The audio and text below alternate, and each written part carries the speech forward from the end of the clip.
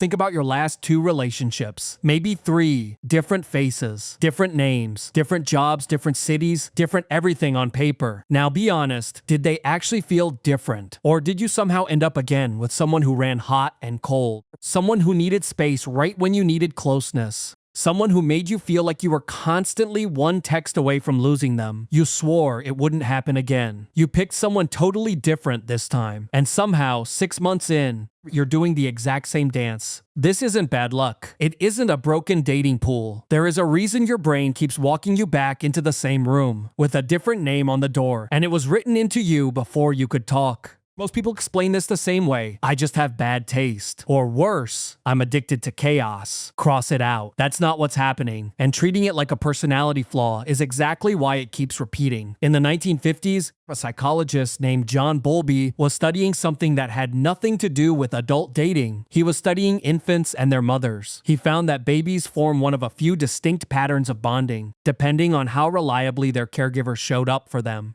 Some infants trusted that comfort was coming. Some learned to demand it loudly because sometimes it came late. Some stopped expecting it at all and learned to need no one. Decades later, researchers Cindy Hazan and Philip Shaver asked a strange question. What if this isn't just about babies? What if the exact same bonding style just rides along with you into every adult relationship you ever have? They tested it. It held up. The same blueprint that decided how you signal distress to a parent at 18 months old is statistically predicting who you're attracted to right now. You're not choosing badly. You're pattern matching to something installed decades before you had any say in it. Here's how the blueprint actually plays out, and it runs on 2 settings underneath your conscious control. Setting 1. What feels familiar gets mistaken for what feels right. If your early bonding was inconsistent, warm one day, distant the next, your nervous system doesn't file that as painful. It files it as normal. So as an adult, a partner who is warm and predictable can feel weirdly boring, unfamiliar. Something in you doesn't trust it because it doesn't match the template. Meanwhile, someone unpredictable lights up the exact same circuitry your childhood ran on, and your brain reads that spike of anxiety as chemistry. Setting 2. Protest behavior. If you learned early that love could vanish without warning, part of you stays permanently on alert for the exit. Any silence, any delay in a reply, any shift in tone gets treated like a 5-alarm fire, because once, a long time ago, it actually was one. You're not overreacting to your partner. You're reacting at full strength to someone who left the room 30 years ago.